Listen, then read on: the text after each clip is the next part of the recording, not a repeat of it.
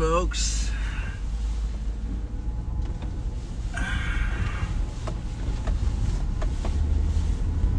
We are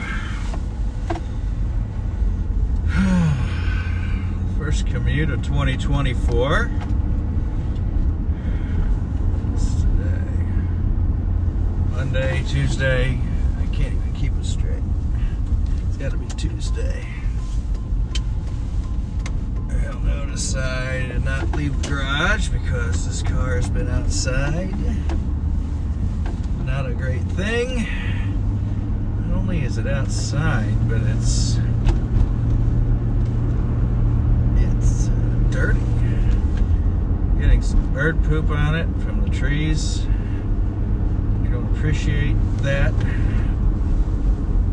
And I'm wondering if I have time to get a car wash right now. It's dicey. I gotta go to the airport. You know what? I'm gonna do it. I don't like looking at how dirty this car is. I go to lift up the trunk hatch and, you know, I'm covered in soot or something. As long as it stays dry and I get a covered spot at the airport, which I should be good. So, I have purchased a product that might help me out. So they say my battery's dead, but I don't believe them. It's got a heck of a charge, and it seems to start okay, and everything's fine. They wanted, you know, $300 or something for a new battery, which didn't excite me. My time of austerity. So I'm living dangerously. How am I living dangerously? Well, I can't document that I bought a battery since early 2019 for this car. Not to say I haven't bought it, because I think I have. But even if I did buy one in, say, 2021, or, you know, and forgot about it, it would still be a 2-plus-year-old battery. Which these days, you know, they're not lasting a long time. So,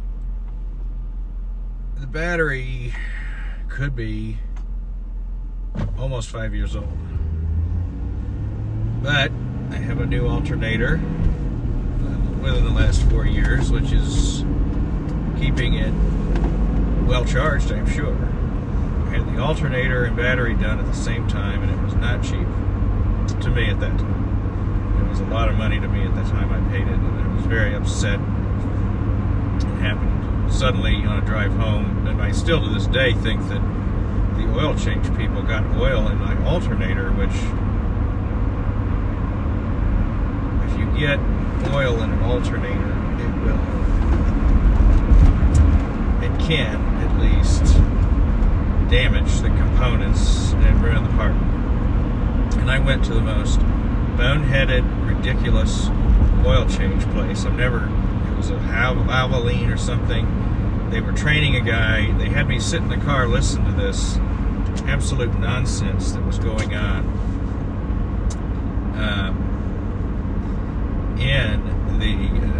in the shop. I mean, the people were not being professional, and you could tell they were being paid a garbage wage and were not happy to be there, and so on, and you know, it just wasn't a place. So anyways, I believe they destroyed my alternator. 2 days later, which is about as long as your battery can run, my car was starting funny. I could tell the electrical was having issues because the alternator wasn't recharging the battery, and the battery completely discharges. The electrical system can't be supported, and my car goes completely dark on I-70 on my commute. Dashboard goes out. The car stops running. It's not a fun place to be. Let me put it that way. I roll. Obviously, I'm going highway speeds.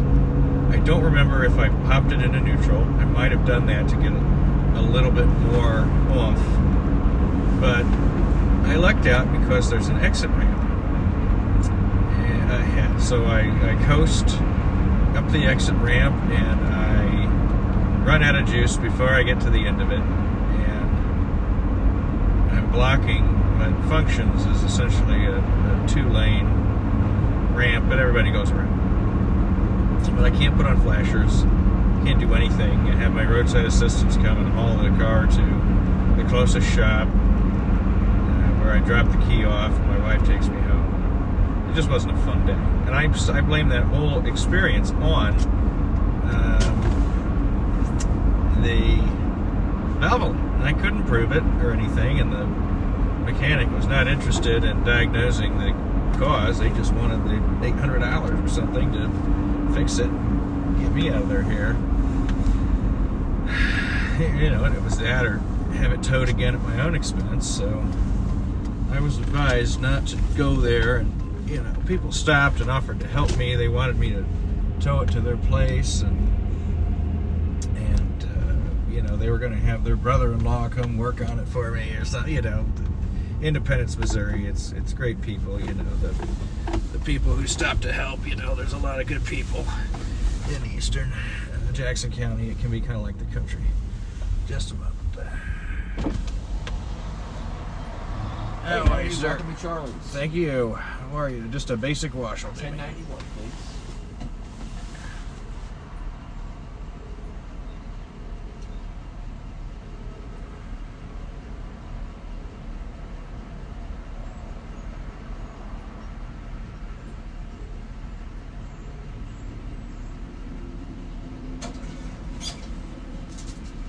Thank you very much. Have a great day. You as well.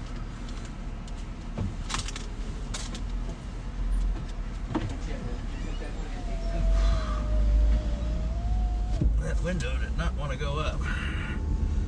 Disturbing. It took about 4 pushes of the button.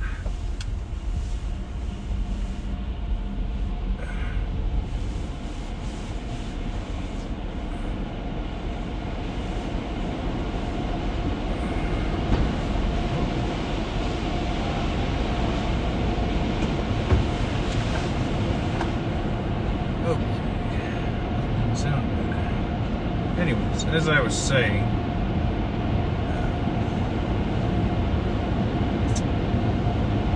power sources, batteries. So, I purchased a product to help me with my potentially bad battery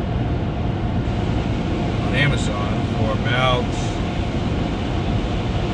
you know, the typical battery.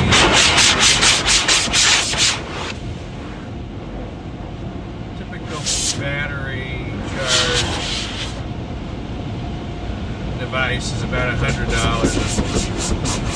and there's different voltage,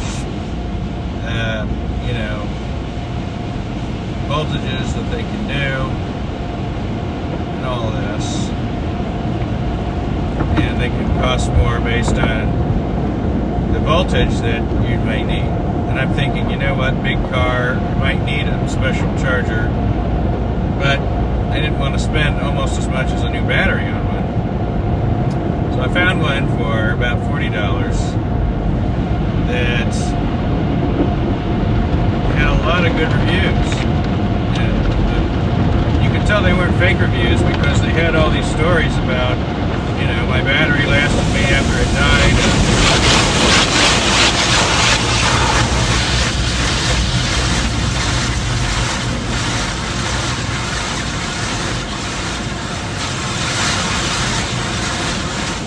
I jumped it using this device, and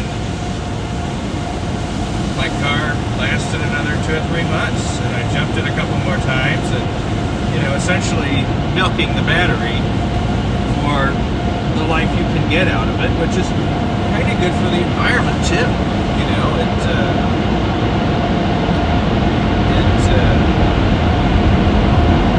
gets more use out of those components that if you can handle the uncertainty and delay associated with having a car not start when you need it to or something. So, if I have to do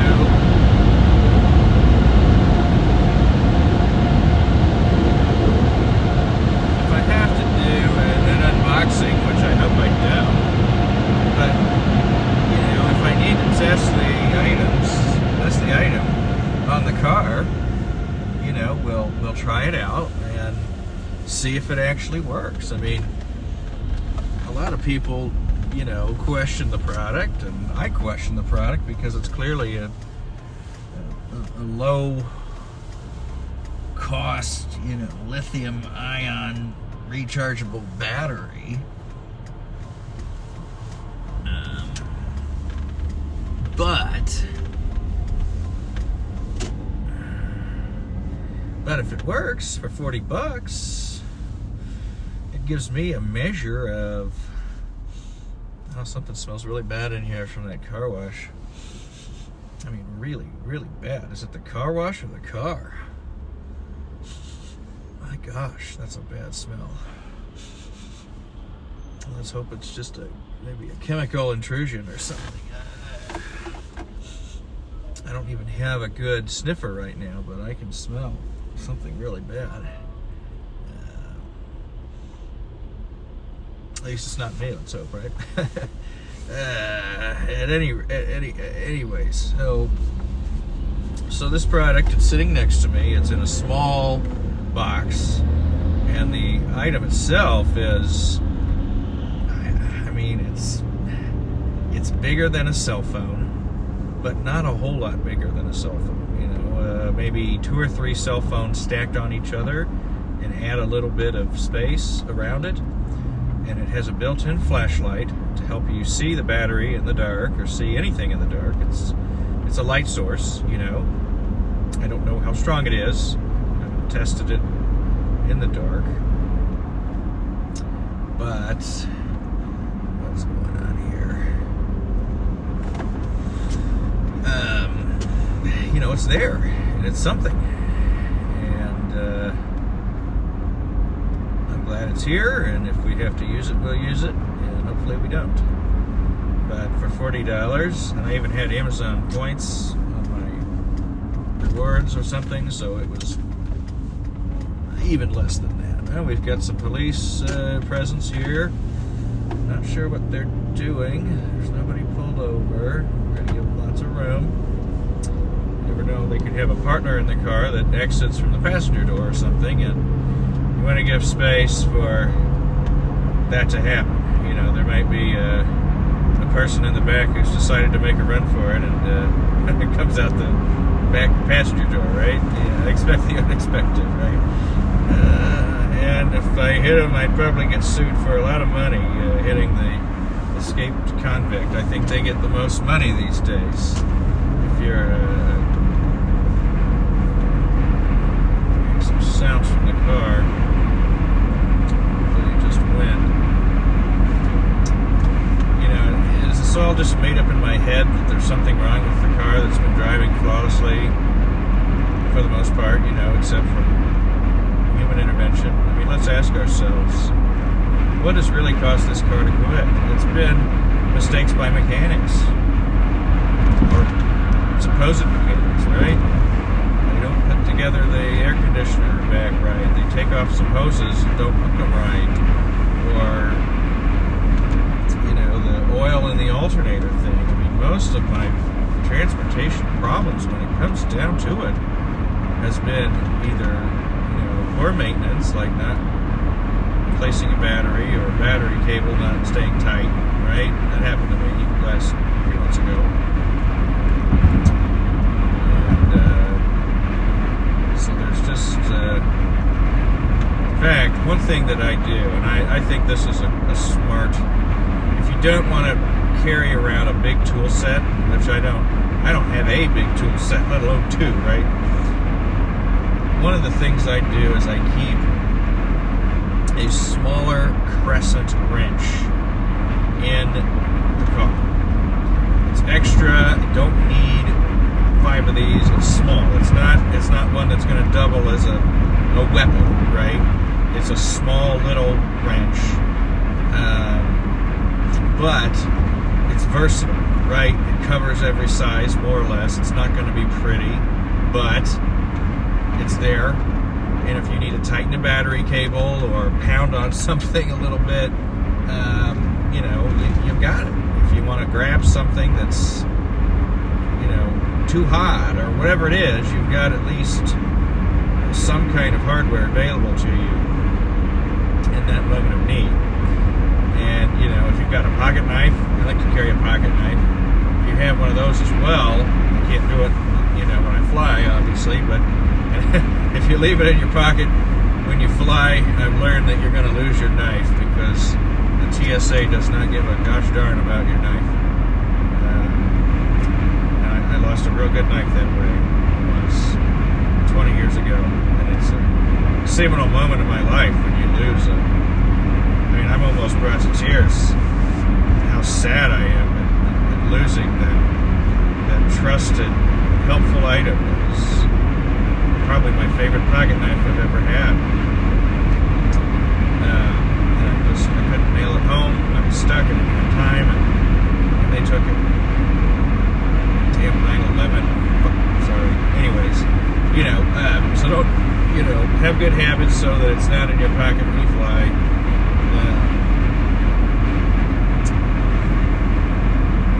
But otherwise, have a pocket knife. So then you'll have a screwdriver, which usually always a bottle opener / flathead screwdriver, and of course the knife blade, and then you'll have the crescent wrench, so you can have everything you need to adjust screws, tighten, loosen bolts, things like that. And it really requires no cost or space commitment in the vehicle. It's just something you have in your console. So that's my advice on that. We're going to go around this fella here. I think we've got some road work going on, but a great time traffic-wise. It's midday. It's the day after a holiday. People have either frantically gone back to work or are still in their holiday slumbers, metaphorically. This is why they lower the speed limit, because that curve at 70, not intelligentsia there, intelligente. I think they've changed this again, perhaps. I just haven't gone out much. I've been a bit of a bum, maybe. A holiday bum, is that fair? I don't know about a bum, but I've been relaxed. Been in sort of a, what do you call it, a hibernation, merrymaking, if you will.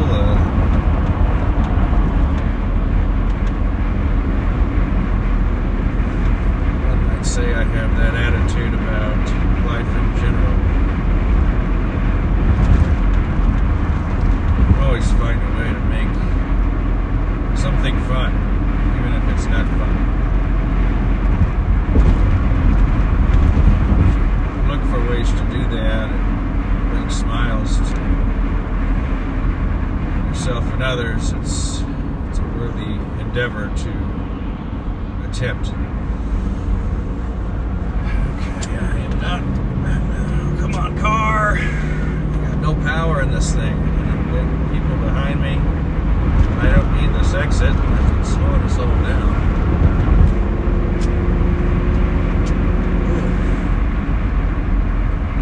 Get up to speed. This car is struggling. It always has struggled. And that can be a safety element. If you don't have the power to accelerate when you need to, it can be a mechanical thing as well. Different sensors that regulate the fuel and things of that sort.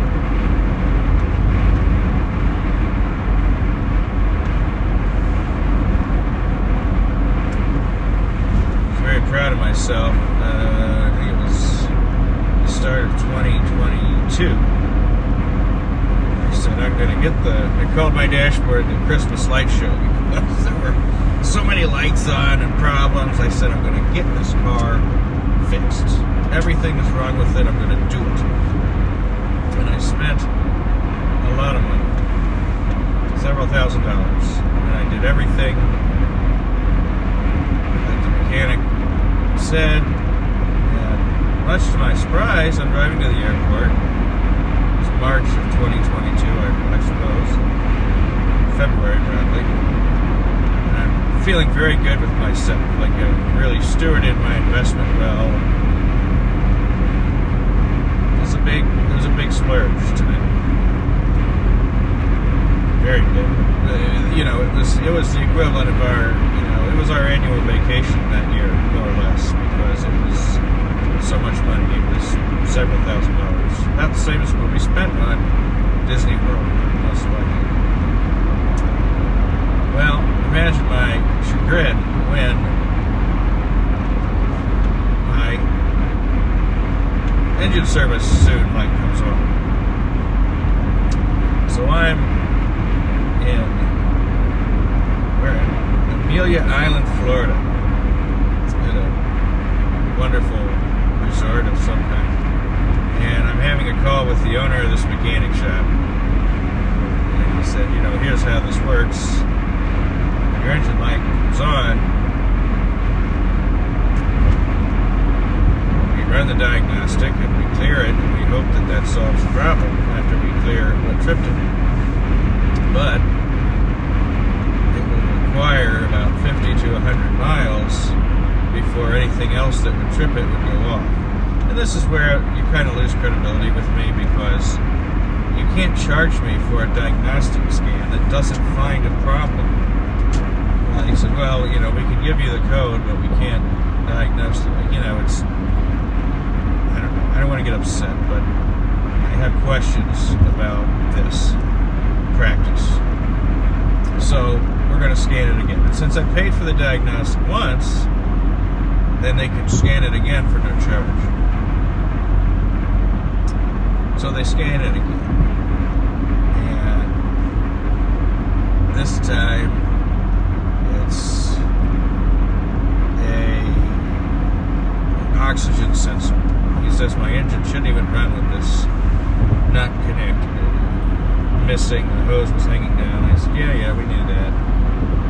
Blah, blah, blah. So that would have been another $200 to $300 that I, upon advice of counsel, did not pay. But, they essentially told me that clearing the Christmas tree wasn't going to happen. And then you can imagine my chagrin when a few months later, the shocks I purchased are blown again. And they're about $1,200 to do, the rear shocks. And the parts are hard to find. They're not high quality items. They're the only ones you can get. So do I want to pay $1,200 every 8 months for new rear shocks? Drive without shocks? It's a smooth ride, either way. Stalled vehicle northbound, 635. Let's get on over. So, anyways, suffice it to say, I've been a bit frustrated with the maintenance on this. But I also still have an urge to fix this car. And I don't know what to do about it. Is this a money pit that I should just let go of? Is this a money pit that I should embrace, bury my face in its bosom, and just call it my vice? I don't know. I know there's a part of me that wants to take $5,000 and just spend it on this car, fix it all. And the downside of that is that it's not probably a $5,000 car. And when you take apart something this old, there's a very good chance that it doesn't go back together quite right. There's a good chance that something else is going to go wrong. So you try to solve a problem, but you create a new problem, an unanticipated problem, because you've got to take apart. Sometimes you've got to take apart parts of the cabin, just to get to the thing you need to work on. And if you're not experienced at that, if you're not, good at that, you can make mistakes, you can break pieces that aren't really replaceable necessarily. There's just a lot of risk. But plenty of people, I don't know, that might be unnecessary worry. But this is certainly more complex of a machine than the historic cars of old. I'll put it that way. Now, let me tell you something that made my day. Actually, no, it didn't make my day. It made my life more complicated, quite frankly. But Mr. Tim McGraw, he's gone to his social media, country singer, and told everybody, his followers, about his 20-year-old Cadillac Escalade that he drives every day. And he loves the car. It's a tank. He likes to drive places in it. And sometimes people make fun of him for it. And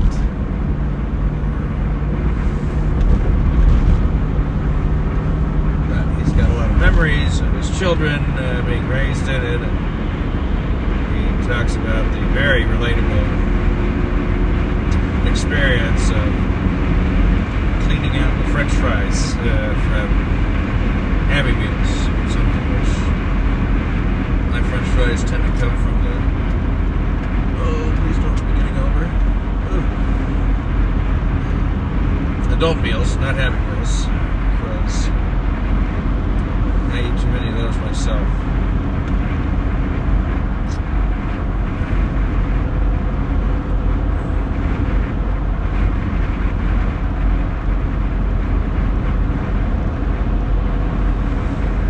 But I've looked at his Cadillac Escalade, and I'm not sure. He says that thing's got to be 20 years old, is a direct quote.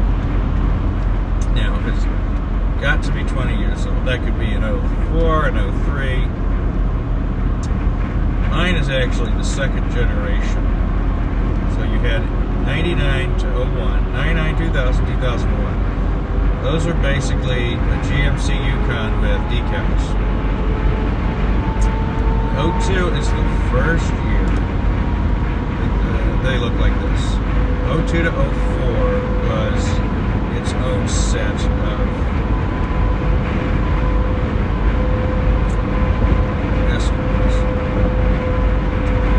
So when I go to buy wheels, I'm shopping the 02 to 04 wheels.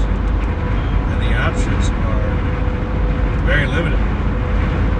Whatever this type of wheel configuration is, it is not great. And Tim McGraw's Escalade has wheels I've never seen before. I'm guessing his is probably an 04 or I'm guessing his could be an 05. Just because something doesn't quite, something just kind of jumped out at me when I see it. But I think it's interesting that people who know you know, if you know you know kind of thing. You know these cars, there's a cost to replace them, there's a cost to maintain them, but you've already got one. Why get rid of it? He's got a lot of miles on it, I'm sure. I'm sure he's got other transportation as well, right?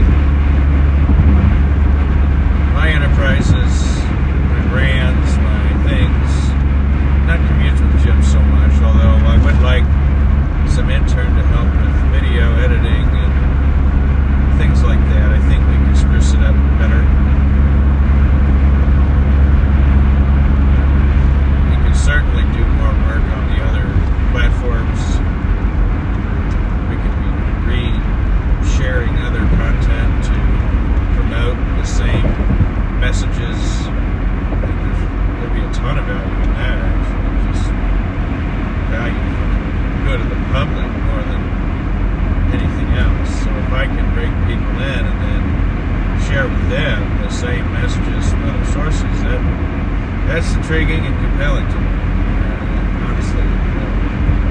But you still have the problem of sustenance. So what do? Do you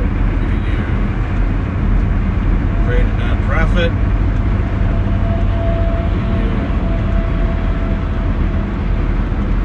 Do you make it for profit somehow?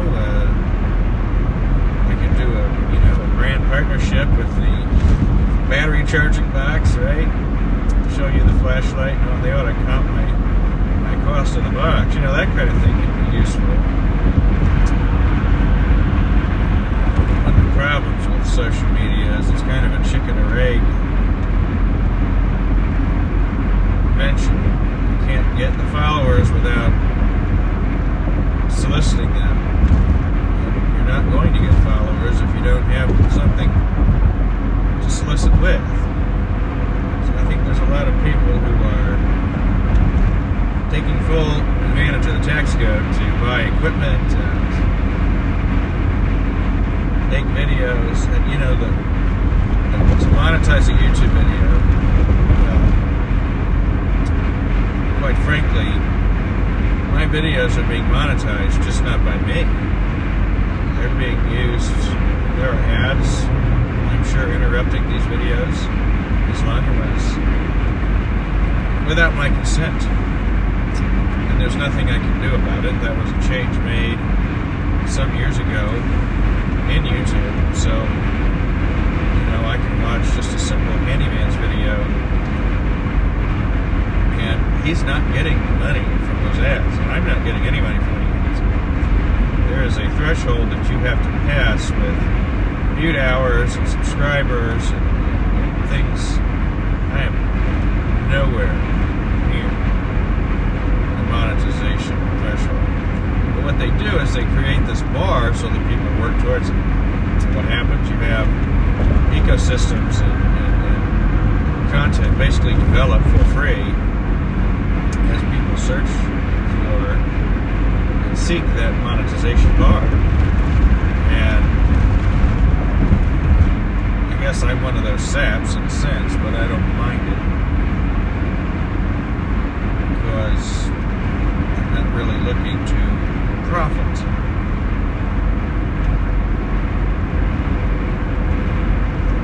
Perks of this being a commuter's quest is that I'm commuting for a job that pays my bills. So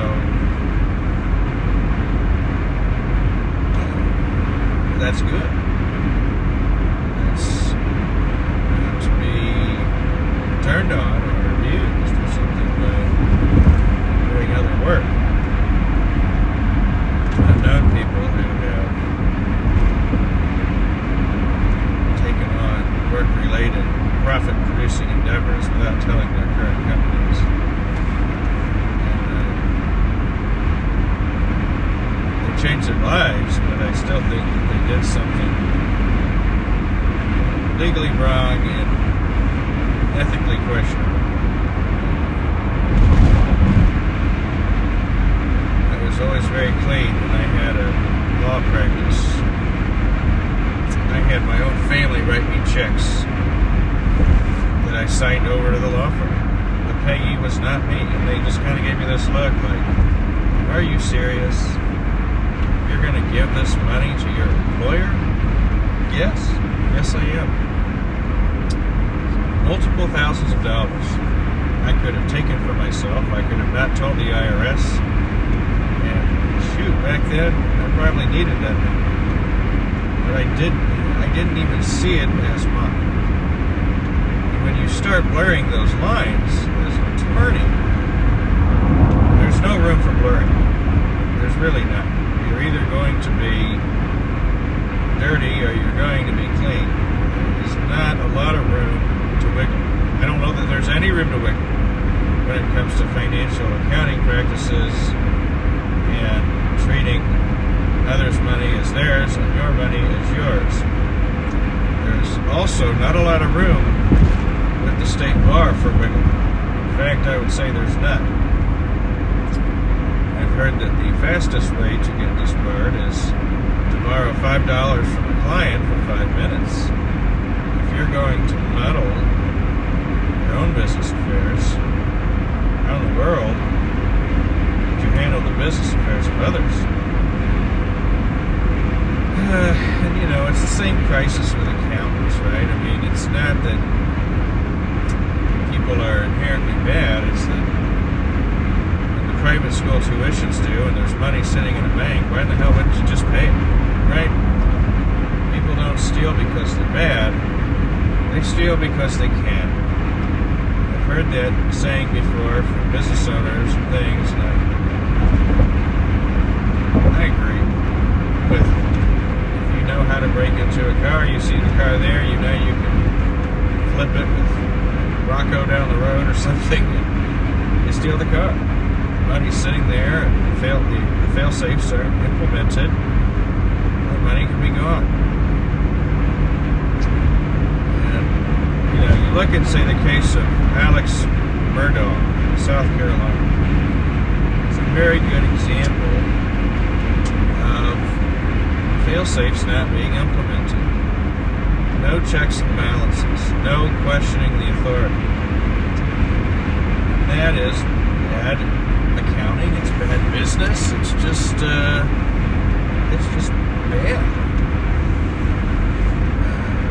I'm not really sure where I was going with all of that.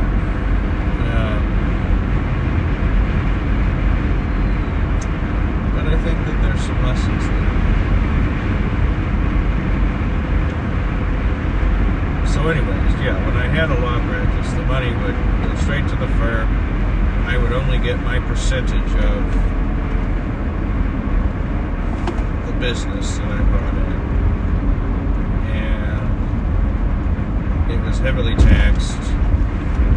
So I think at one point, gosh, I want to say at one point I got taxed at like 90% withholding or something once. I did the math. It was something, you know, it was cocktail party worthy. I remember that much. It was something like 90% of the money was taken out of a bonus check once. And, you know, hell, I was probably paid so low I was bumping brackets or something. So anyways, with all that being said, there's some soul searching to be done for commuting. Does it need to stay? Does it need to go? And if it stays, in what form?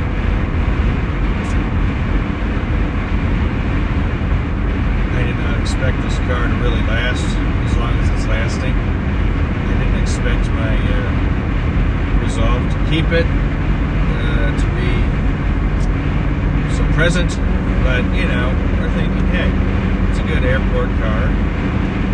Park it outside or something, and leave your good cars in the garage. And I definitely like putting miles on it, right? Put the miles on this, let them rack up on this instead of another car. So I did a little fair market value research. We're talking about $1,000 a year in lost value driving my Acura each day to work, as opposed to not driving it or driving this. I'm destroying $1,000 a year in value, but how much more, how much am I saving in gasoline, right? Am I saving $1,000 a year in gasoline? Likely. And some of these numbers in mathematics are compelling. The question is, are you going to be analytical and be swayed by numbers or not?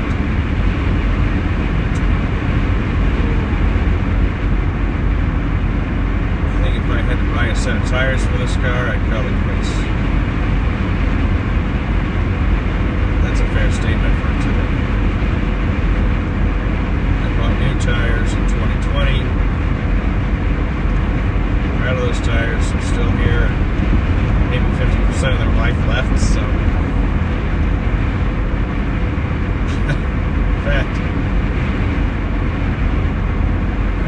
when I bought the tires, they had a warranty, and I told someone, I said, if I actually drive the life of these tires, the car will have, I forgot what it was 270 or 280,000 miles maybe on it. Run out the warranty on the tires. You know, it was just a laughable number. It was so high at the time. You know, like, oh my gosh, you know, what a waste of money to buy tires for this car that's so old and worn out. But now these laughable numbers are really not far away. 4 years later, well, no, not even 4 years. 3 years later, those numbers are not that far away. We are 260. We're closing in at 265,000 miles now. So it's not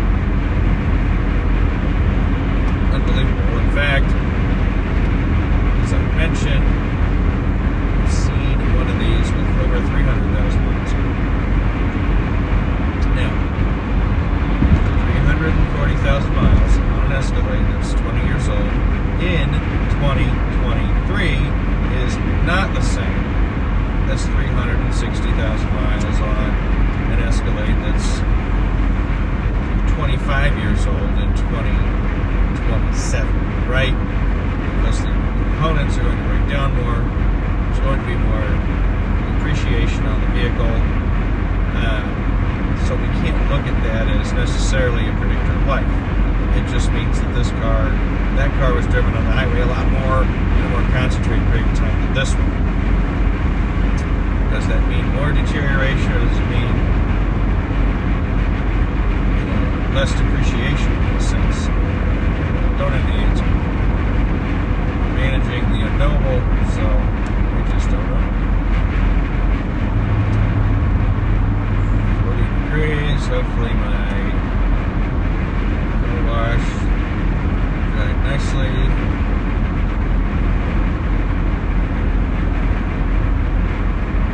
3 miles from the airport.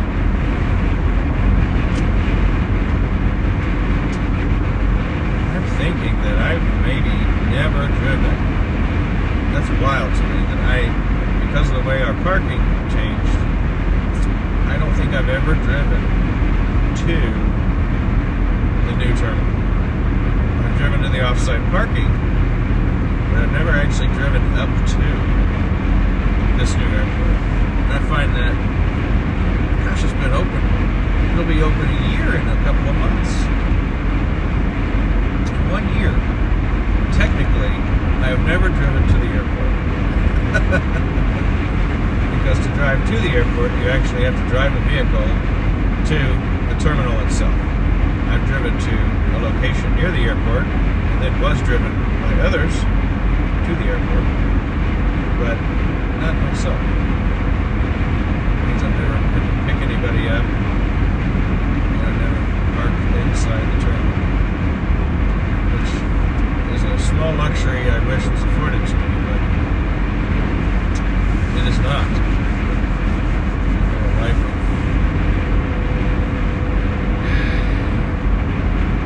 a fair amount of luxuries, but this is not one of them.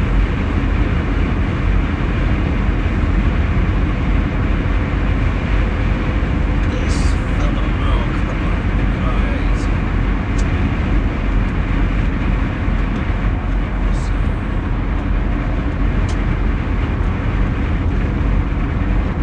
This truck's going slow. That Escalade is nicer than some that I see. I wouldn't mind getting up next to that, taking another look. It's a hired car. It's a chauffeur, black car, but it looks wide and it looks high, which I kind of thought they were moving away from that general build a little bit with the newer models. I looked really carefully at potentially getting a new Escalade, and I'm glad that I can do it.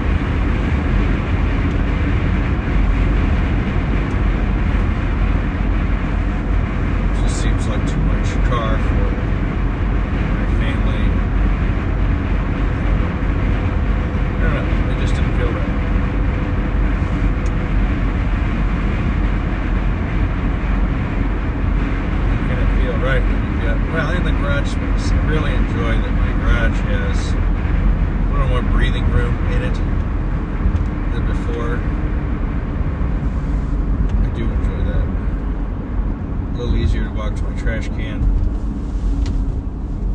It's like, do I need smaller cars or just a smaller gut? Well, probably a smaller gut if I want to squeeze through the trash can, but we'll blame the cars. Definitely the car's fault. But you know, it's gross, you know, rubbing up on the car, getting the dirt on you, dirtying up my jeans, trying to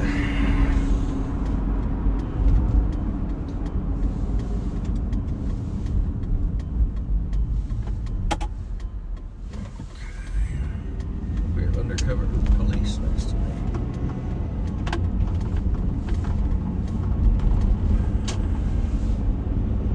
It's either undercover police or a police surplus car.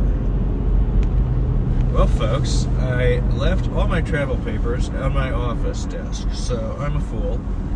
And that means I'm going to have to access my parking pass on this phone. So we're going to have to cut it short and hope I get a covered spot and be safe and happy.